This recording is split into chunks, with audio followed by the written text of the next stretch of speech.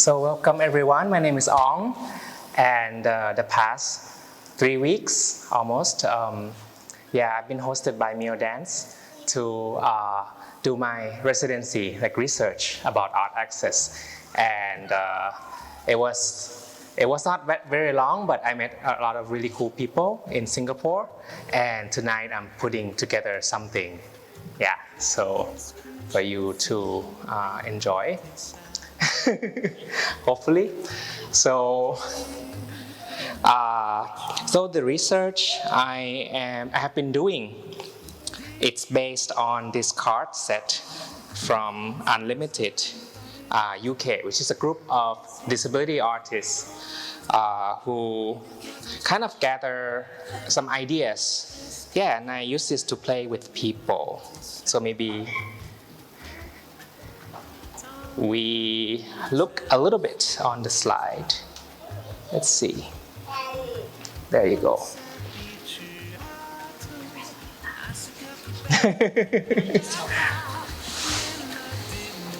It's something like this card set with which is the medium of the art or artistic practice that people do or like to share with people, and the where, which are the places where things can happen, activities can happen, and people can do stuff.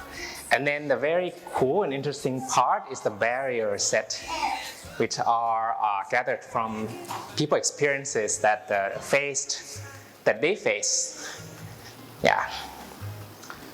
So can you go to the next slide, please? So here are my research questions. They're kind of like academic and like artistic. So my question is about how we can play this card as a way to access like ourself, like our creative self, and also how we may understand each other's needs inside the game. And also there's this layer of systemic and relational aspects of care, in society, towards society. And there's a second question of like who are actually responsible for accessibility that I'm curious about and want to hear what people think about. If it weren't just individuals or experts, how can we address access as a community? Those are the question. And pertaining this particular lecture performance, what if access is in itself an artistic aesthetic practice? And what does it exactly mean, like this art access with regard to diverse context that we live in? So maybe I start by picking up my own card and tell you a bit about this. This one says, I do that in a different way. I do that in a different way. And which one should I pick? I picked two. Another one is, we need to understand it. So some card has to do with the conditions of people, of our audience. And I picked this one and this one. So the way I would describe my art practice, well, I'm based in Thailand. It's such a very different society than Singapore. and I describe my art. I have some scripts, so that helps me. I describe my art as healing activism. It's kind of confusing because it's not really, I'm not a healer and I'm not an activist. But my work kind of like healing activism in a way that it's like a superposition, kind of like neither nor, but like both and especially this work is an example of how I can. The subject is about addressing issues about collective wellness in society, and how we can support individuals to like rediscover their resiliency and also like be inspired by each other and re-energize for collective action, through embodiment practices. And I don't find my work much in theater per se, but it's theater, but it's not in theater, so it's kind of strange. So I offer kind of immersive, participatory, experiential activities, some kind of communal ritual, something like that. Yeah, and create some empathy space. And my story of access, maybe it's relevant to talk a little bit about it. Yeah, so I acknowledge that I myself have certain privileges, mainly from my very particular brain. I got access to art through physics. So when I was young, I didn't get a chance to do a lot of art at all, but because of because I won a scholarship in physics, and that gave me access to mobility. I studied in the US, went into some advanced society, and accessed a pool of knowledge. And also, when I was in my 20s, I had this financial freedom, which I did not enjoy before, by being a scholar. But when I came back, I started doing art in the US, yeah. And when I came back, I found that as an artist in Thailand, my work is quite marginalized. Yeah, like not so much recognized by authority, or I just don't know where I can get support, you know. So, but the good thing is, I found my work, my art making, my art practice survive in interesting places, like by going to people who needs it. Yeah, like mostly people who are marginalized the most, working with a blind dancer for 5 years, or with queer activist groups. Yeah, so that's sort of like my story of access.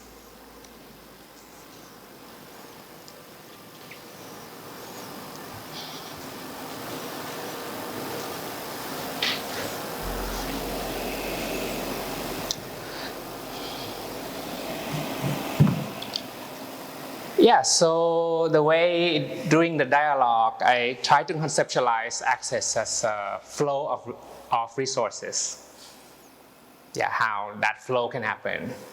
Or to some degree, some fairness of opportunities, and also awareness of barriers and blockages. I mean, this sounds very abstract, but maybe a more embodied way to think about it is we all have heart, and we have the arteries, the blood, the veins that transport nutrition to the cells.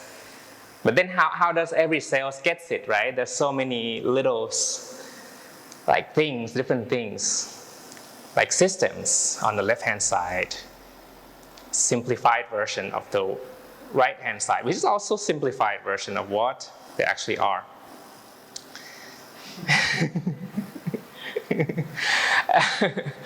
And what happened is some of our cells become this system of circulatory system, and once it is established, it becomes somewhat efficient way, but then it's not so mutable. Yeah, and speaking of here at Miao Dance, we are not exactly on the train line. So to get here, I either get off Jurong East or Clementi and take a bus. So there's an extra time, another system, like the little veins that I have to get off. Yeah, so last week I spent some time hanging out around the Clementi area, just to see how people live. And something like this.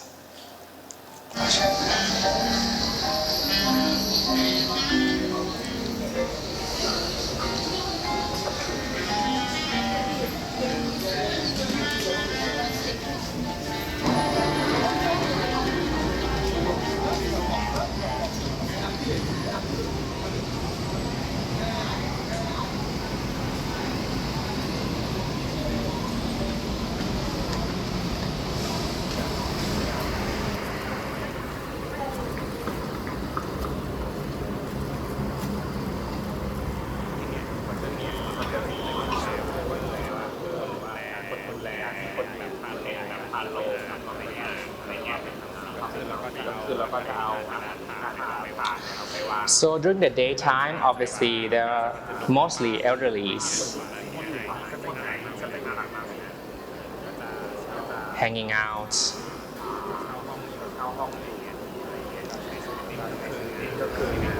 Yeah, I noticed there are always caretakers. And this is, I guess it's common to you guys, the pawn shop. I see it as a point of access to cash, to exchange for a lot of people, and there were quite a long line when I passed.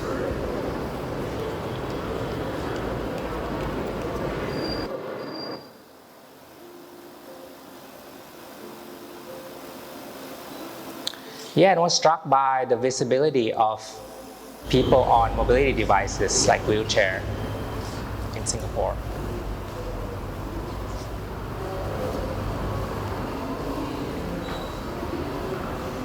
Bus interchange station.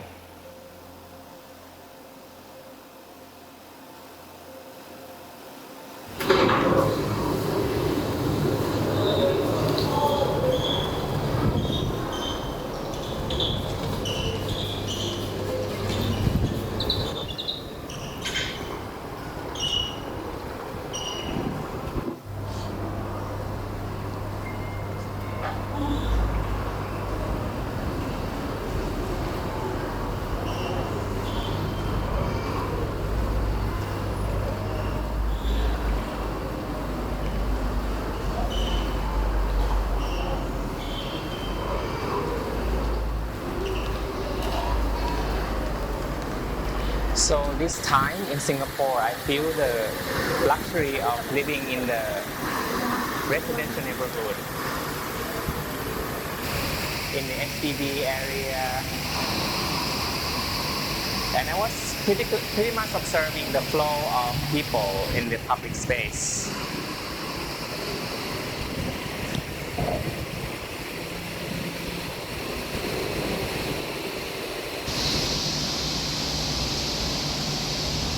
Some little feng shui water garden.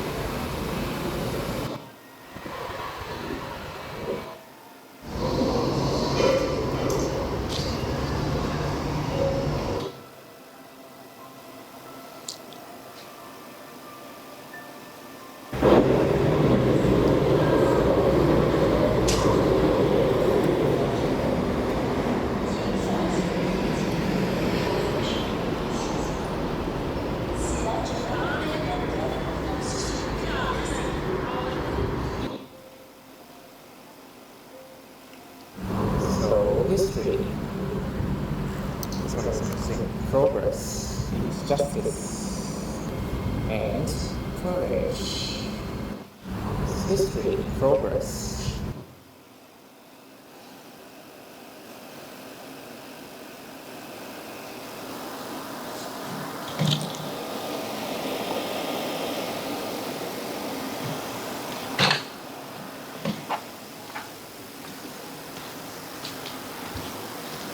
Yeah, so Singapore is super efficient.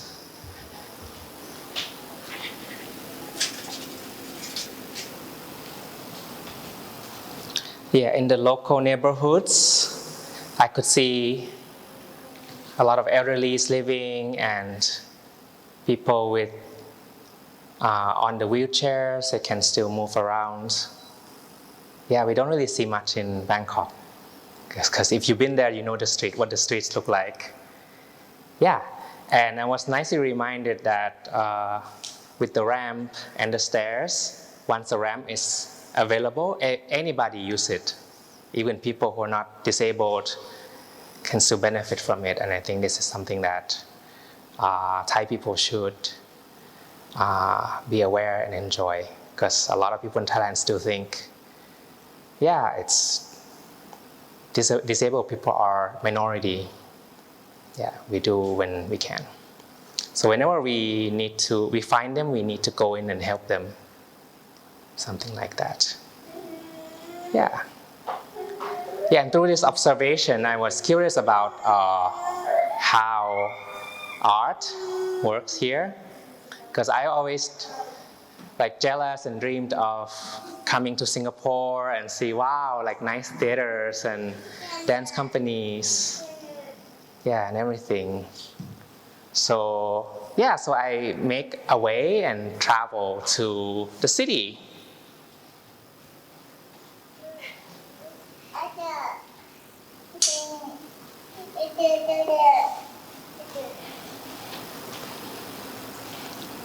Yeah, it's quite different from the neighborhoods somehow.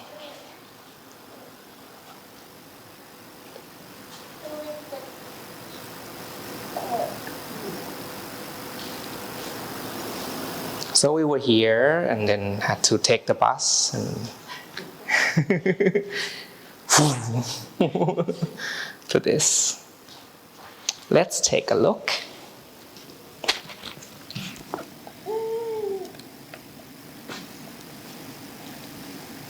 Oh.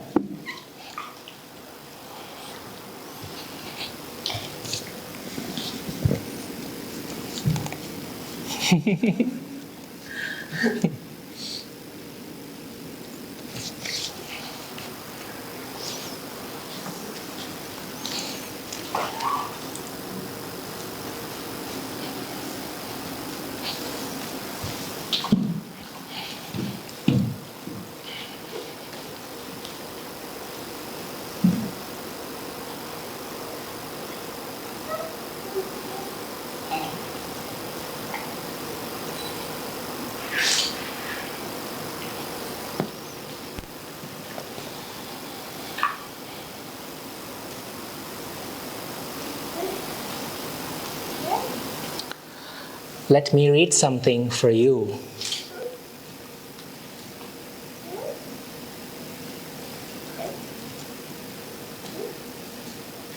One second.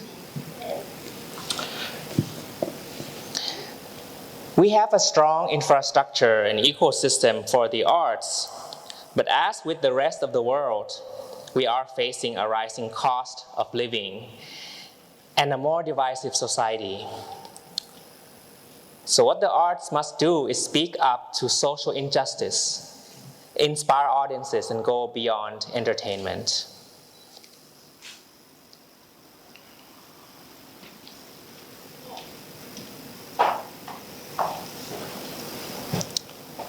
As the face of the performing arts in Singapore, we have been providing a platform featuring the best and brightest cultural talents our nation has to offer. We have established ourselves as one of the world's busiest arts centers, validated by the over 53,000 performances and activities, and having drawn 34 million patrons and 116 million visitors over the last 20 years.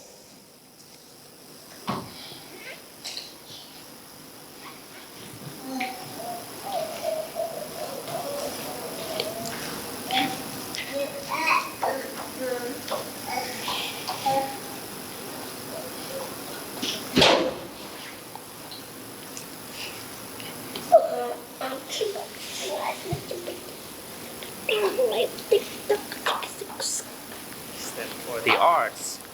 But as with the rest of the world, we are facing a rising cost of living and a more divisive society. So what the arts must do is speak up to social injustice, inspire audiences, and go beyond entertainment.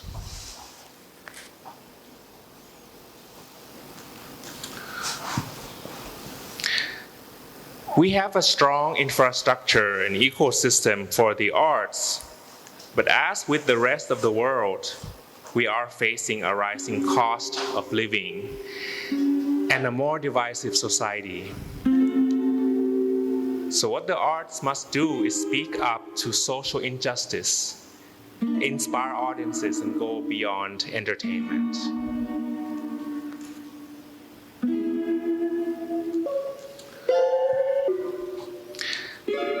We have a strong infrastructure and Watch, ecosystem for the dine, arts. shop, But as play. with the rest of the world, watch, we are facing a dine, rising shop, cost of play.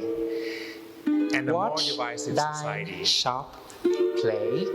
So what the arts must do is speak up to social injustice, inspire audiences, and go beyond Watch, entertainment. dine, shop, play. Watch, dine, shop, play.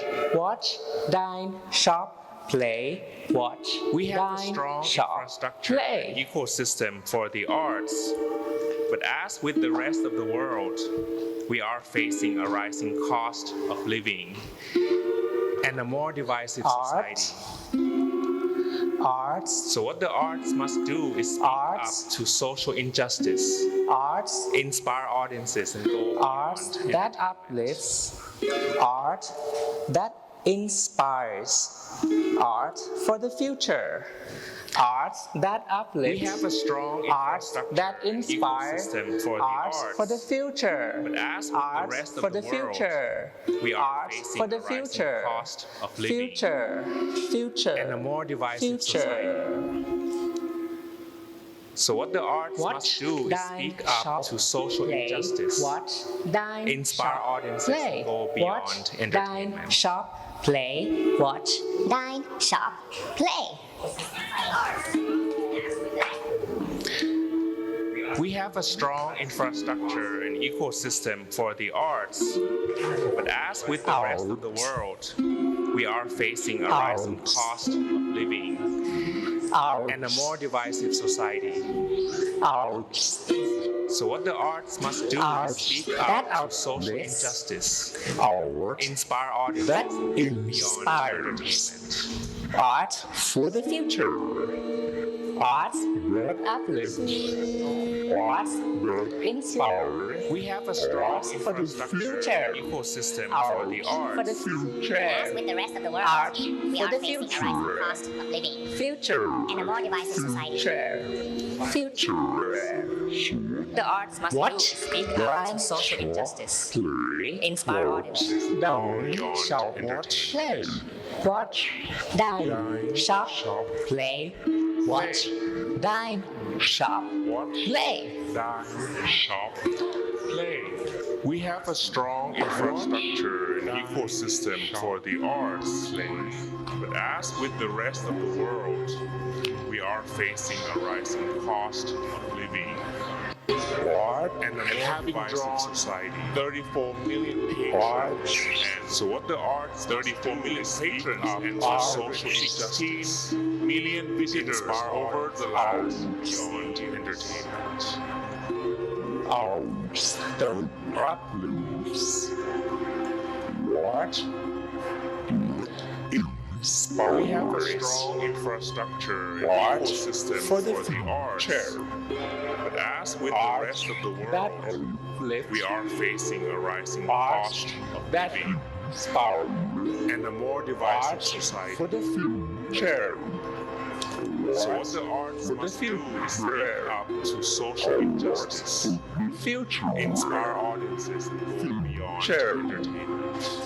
Future. Future. Rhyme. Shop. We have a strong infrastructure and ecosystem for the Shop. arts. But as with the rest of the world, Down. we are Shop. facing a rising cost of living Watch. Down. and a more divisive society. Play. So what the arts must do is speak up to social injustice, inspire audiences, and go beyond entertainment.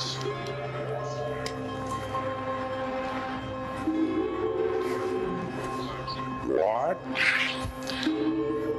We have a strong What? infrastructure and ecosystem for the arts. Art. But as with the rest of the world, we are facing a rising cost of living and a more divisive society. What?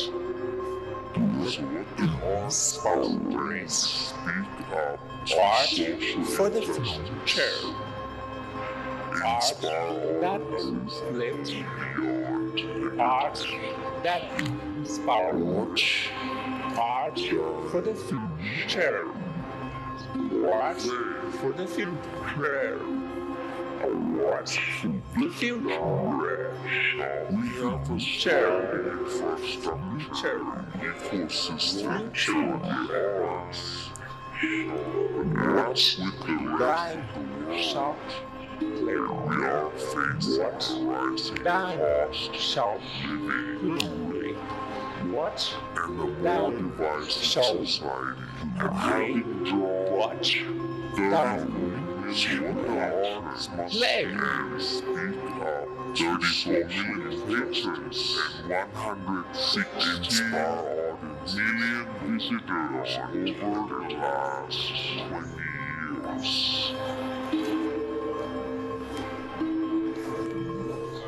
What?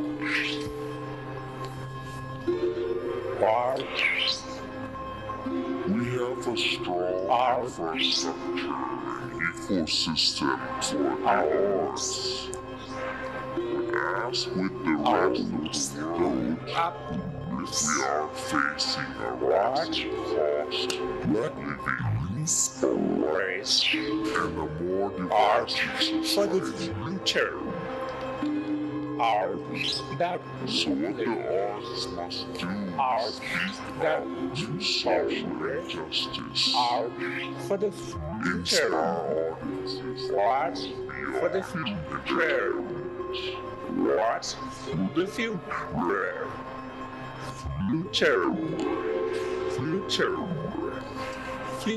what we have a strong infrastructure ecosystem for the arts. What with the rest of the world, we are facing a rising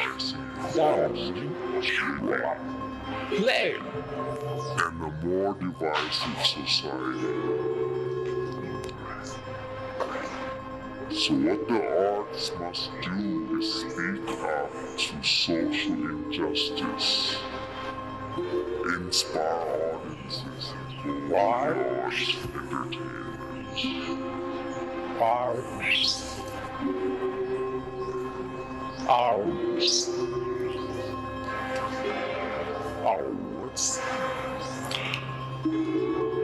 We have a strong infrastructure ecosystem for the arts. As with the rest of the world, for the future, we are facing a rising cost of living.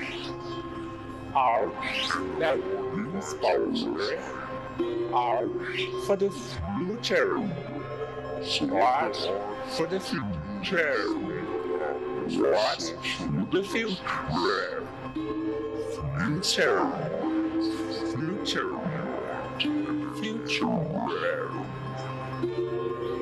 What life shall perish? What thine shall perish? What thou shalt play? What thou shalt play?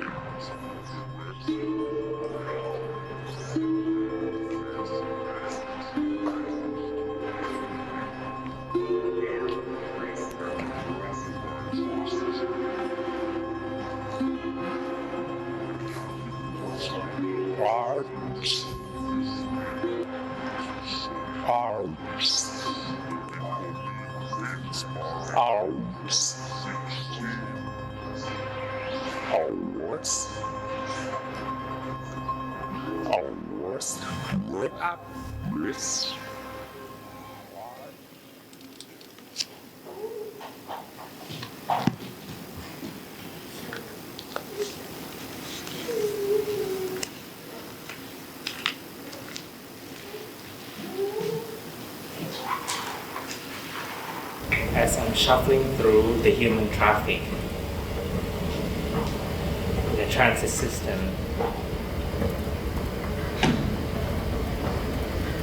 I try to look for my self-reflection.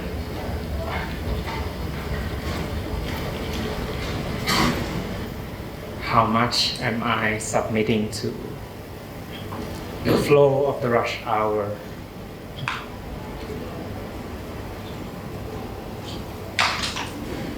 Do I have time to reflect on myself?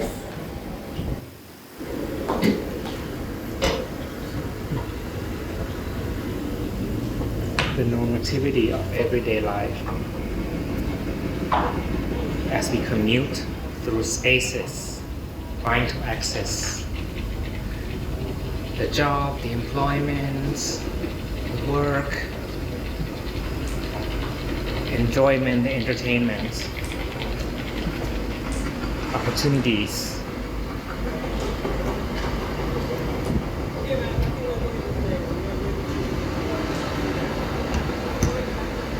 Do I just submit to the system of access?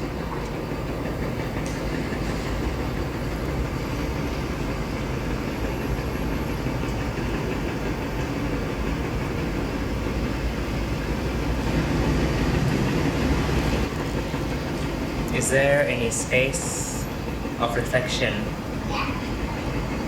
in our everyday life?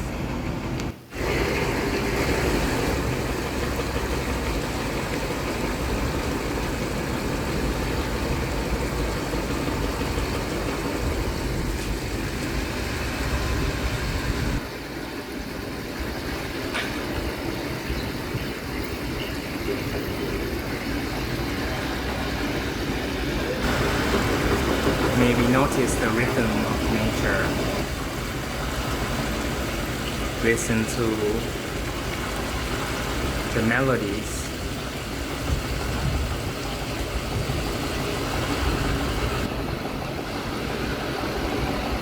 The geological and natural time in our environment. The layering of social time, city time, urban time, productivity time, efficiency time.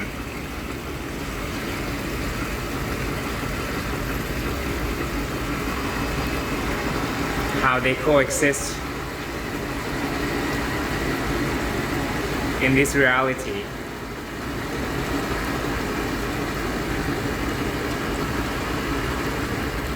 Are they aligning, supporting each other? Or do they stand in contrast?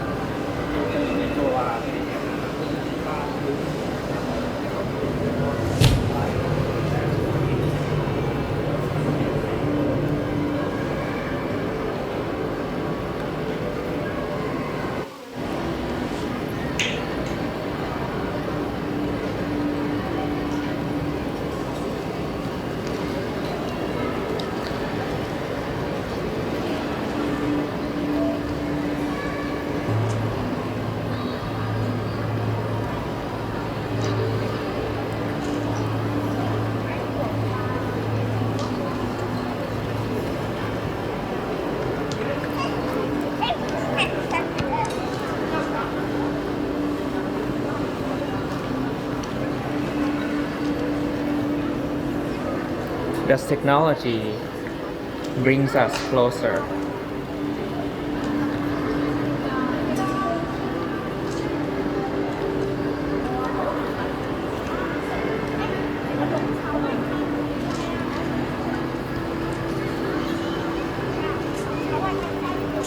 How does it affect the way we interact?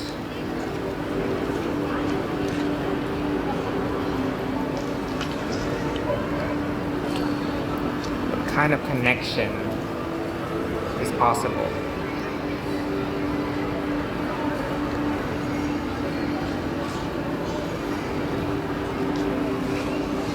Are we closer? Or are we further apart in one way or another?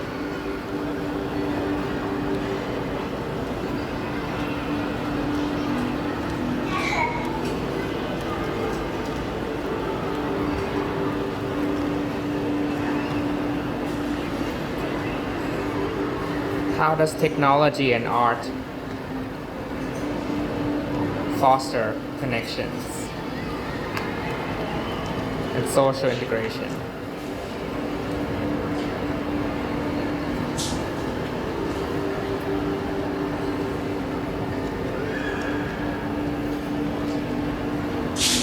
Mobilities, access,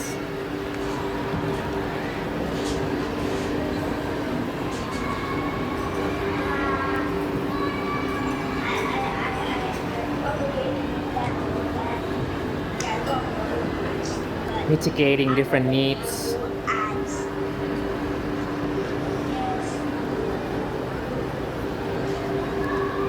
accommodating differences, celebrating diversity.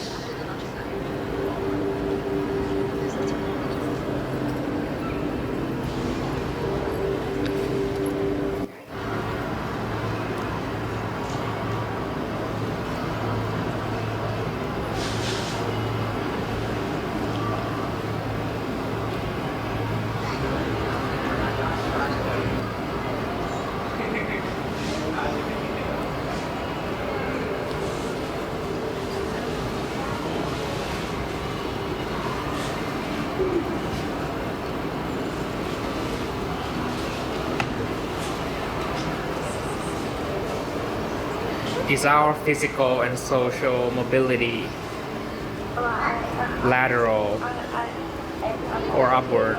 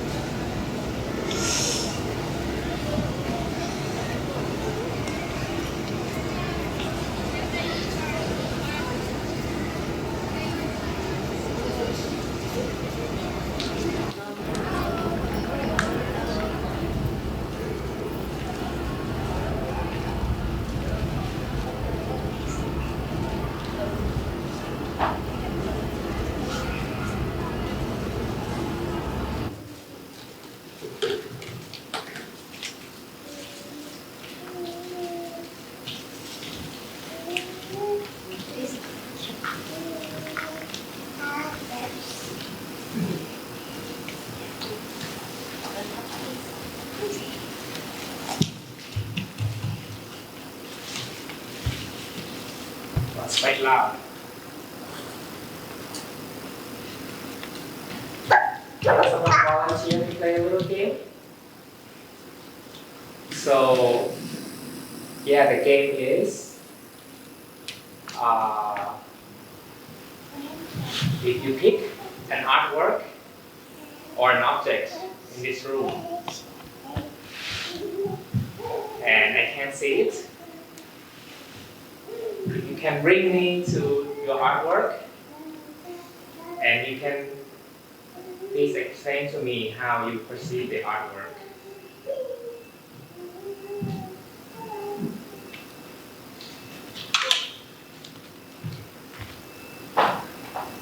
Someone wants to try? Where are you? Yes. I might end up stepping on some pictures.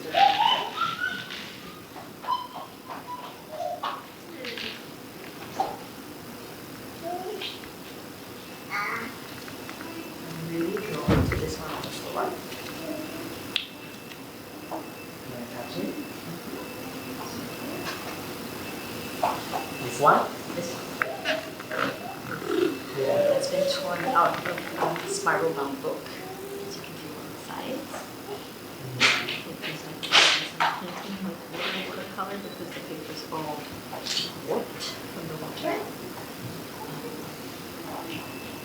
There's a combination of quite subtle gray, blue, purple colors and a beautiful patch of gold. The colors are everywhere. There's a patch of gold right here in the circle. And then there's bits which look almost like hair, so if they were 3D, you could imagine that.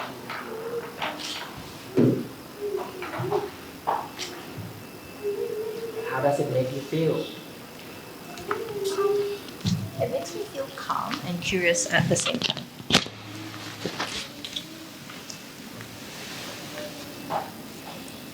And there's a sense of things dissolving and melting. Dissolving.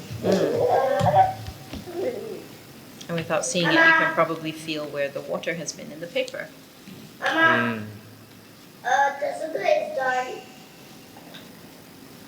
It's a bit rougher here.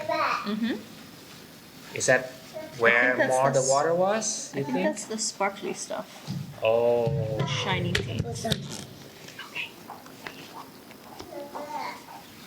You want to touch this painting? No. Okay, you have to wait, okay? I think I made this one myself with keiko.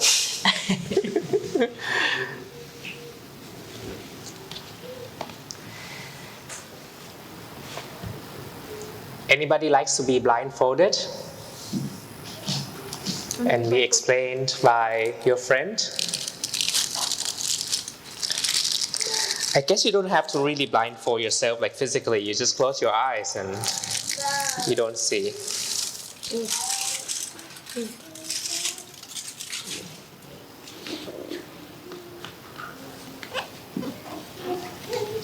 Thank you. Wait, sweetie. Thank you, thank you. Is it off? Okay. Perfect timing, I didn't know. So back in Thailand, I moved back to Thailand around 2015, and I used to do contemporary dance and contact improvisation while studying physics in San Francisco. And I was the past 9 years, I've been trying to just find more people to dance with in Thailand, and that took me on a journey to meet really cool people. And I'm interested in community practice and how people share movement, and kind of when the dance kind of come from our own, what it would be, and like human interaction in general.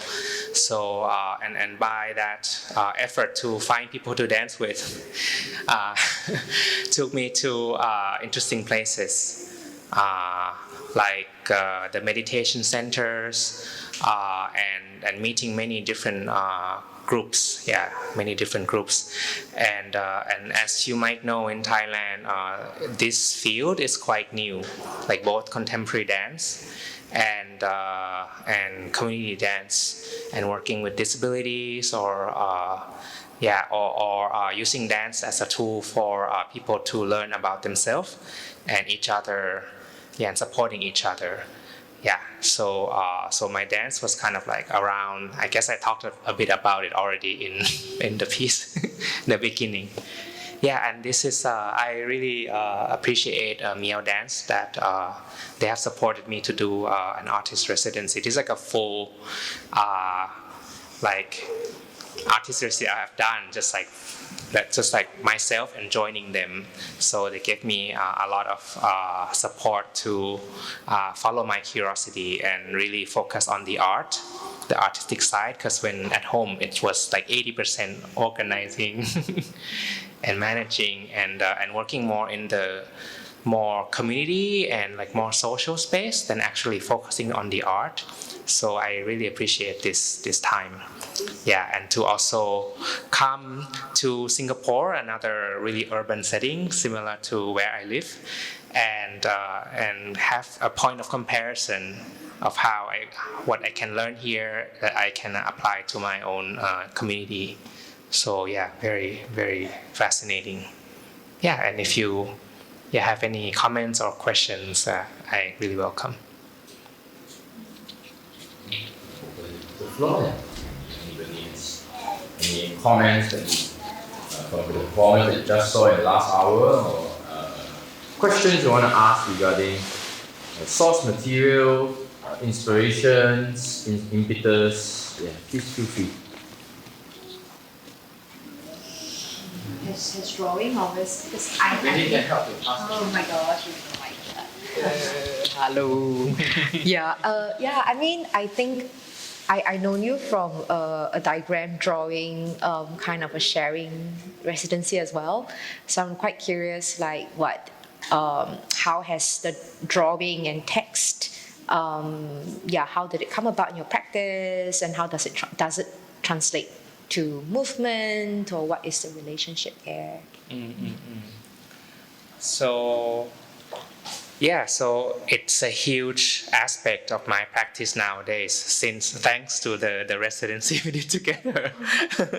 So yeah, the text and diagram drawing is a tool that I instigate people who work with me to process information into like a map.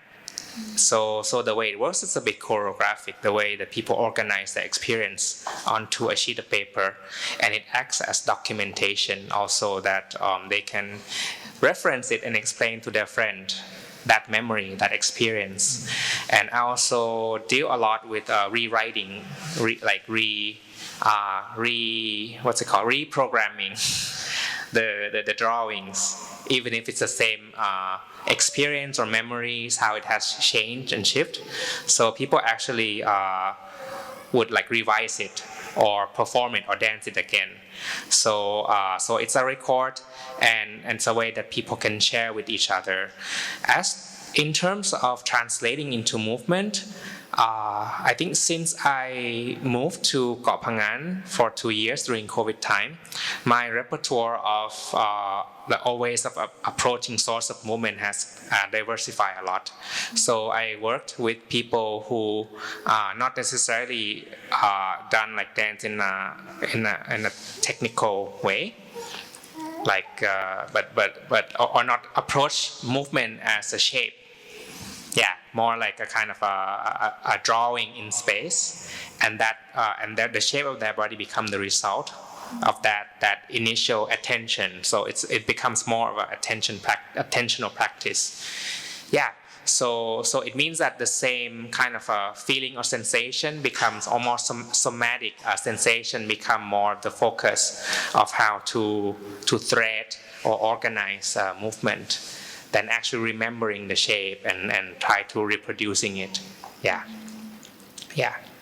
So the drawing, even though it's quite static once it's down, how can we keep multiplying it, like finding, using it as reference. Yeah, reference, and finding a new way. Yeah, maybe not new way, but like a kind of a different multiplication of the same experience. Yeah, and because of my work with the blind dancer, that affects this approach a lot, I have to say. Because there was one research that was about why would a blind person dance at all? Because the way we enjoy dance is like 90% is through seeing, right? Or maybe like 50 seeing and 50 hearing. And for him, it was about this multiplication of experience to reach a new experience that his body cannot learn through visually imitating someone else. So that's the meaning of choreography that I got from that process. Yeah, and the significance of drawing, how it actually helped the blind dancer to process information. Yeah. Anybody else in the audience have to share something? Yeah, I enjoyed, because I'm also not from Singapore, but I'm living here for 11 years by now. And I'm living in Clementi, actually, so it was funny. That, I kind of enjoyed the exploration and the comparison of neighborhood and city. And I enjoyed how you immersed yourself into the neighborhood, like as the mix of sharing the pictures and and how different the vibe was there compared to when you approached the city, and then the sounds you used for the language, and it's I can't really put it into words, but it generates different emotional experience in a way, or it's sensing, and in a way, and I can relate to it a lot. Yeah. So it was. I thought, you really caught some qualities, really essential qualities for those two different places. Really, I enjoyed that. Thank you. Maybe as a response to that, Ong, you want to share? Do you have any tips on, or what exactly were you trying to catch and elicit?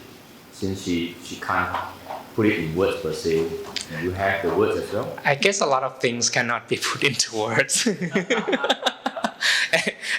And I feel like my approach is a bit like one of those like methodology. So I guess I can talk about it as a methodology of like remembering what happened when these were made. Yeah. Or the idea of setting up an object with a certain memory or like appeal that like wake me up or activate me in some ways. Yeah, and this methodology sort of I got it from a bit of looking into the healing ritual of like northeastern Thailand. Yeah, there's a 𝗙𝗏 𝗙𝗵𝗶𝗆 呢? Yeah, so actually it's quite known in Thai culture that this thing exists, but it was kind of misconstrued by the dramatic like TV culture that makes it into like a ghost story. Yeah, like kind of cultural appropriation of like a group of people. But recently there were more like ethnographies, like people actually documentaries going into when they do this thing. Yeah, this whole ritual in the village. And actually, so I was lucky. I get to watch it when I'm like way older. Even though I heard about it when I was like 15, with all this like TV drama series about it. And the way they do it is it's a care practice, of a whole village to I take the objects like banana leaves and flowers and make like an offering for the spirit, to activate the space. So I was kind of observing that and like how they set up space, or how they using objects to interact with audience, to become part of this kind of immersive participatory experience. So it was like it was a lot of the methodology came from that. And last year I got a chance to do like a self-initiated, self-organized like performative practice with my blind dancer. So we asked our friend to use their space that were not like empty and deserted, and practice what the little exercise or technical thing, but put it in a performative way. So it's all like 45-minute improvisation using object and all this, and just like kind of let that come out into like a lot of material. So it's a lot like it's a lot like playing cards, the way we actually perform it. Like, so through practicing, we just have the cards in our body system. Yeah, and there's a lot of cards. But when we have the audience, whatever cards come out, we don't know. But it's our job as performers to like string them together and make it like meaningful for the space. It's like playing tarot card, actually. Yeah.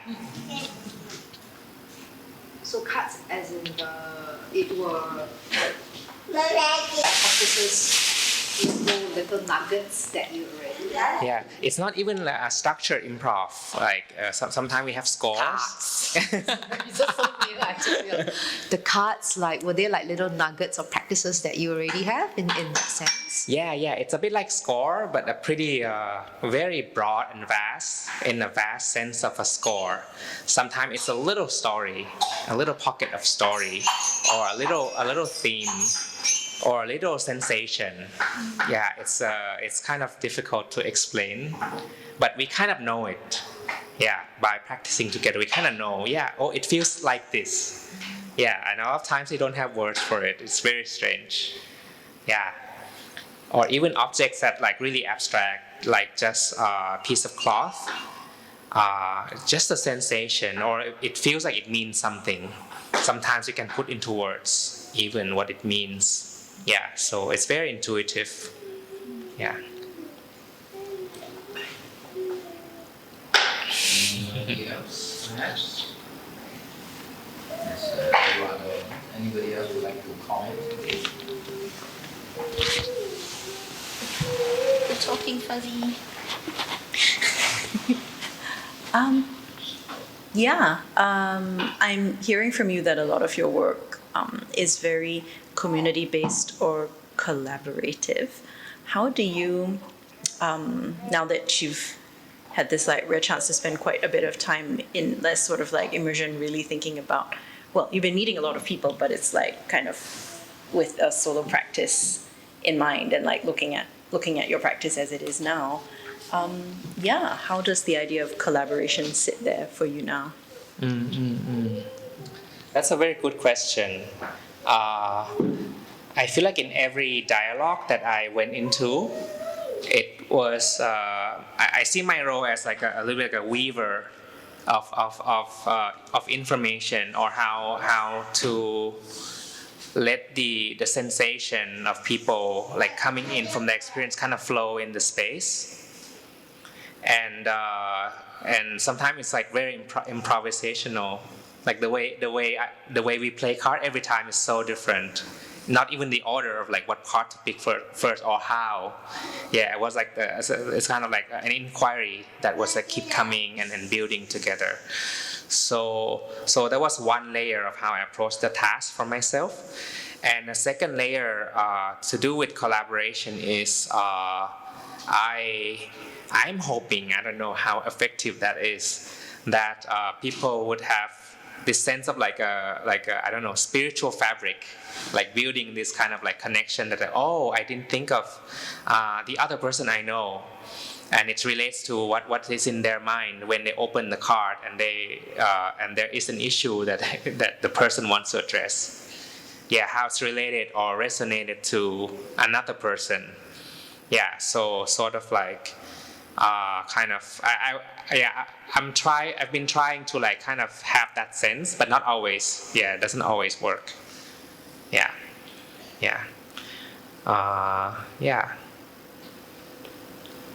There used to be one project. The project was called 𝗍 that I did in my collective in Thailand.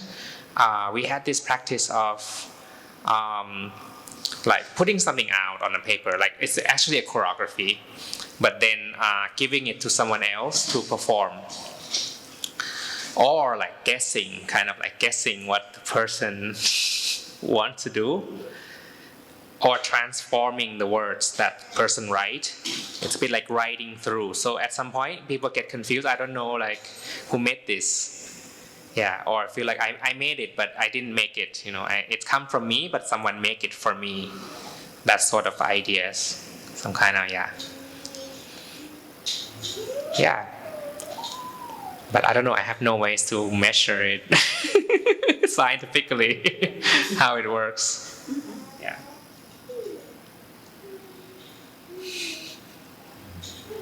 Anybody else in the audience? You mean, like, for example, Sanat, who came in slightly later in the performance, did you manage to?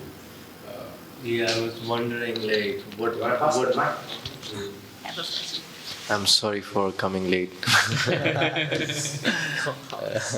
Yeah, I was wondering, like, what was shared before. Of course, I think I missed 20-25 minutes of performance. I think it's a lot for a performance, so I don't know what to say and what I received.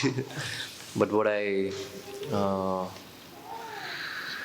could feel was, you know, the personal touch and the personal connection and the space, which was very personal, and I could just have a sense of many stories coming in the space through you, and of course I see many energies over here, is what I felt during this time.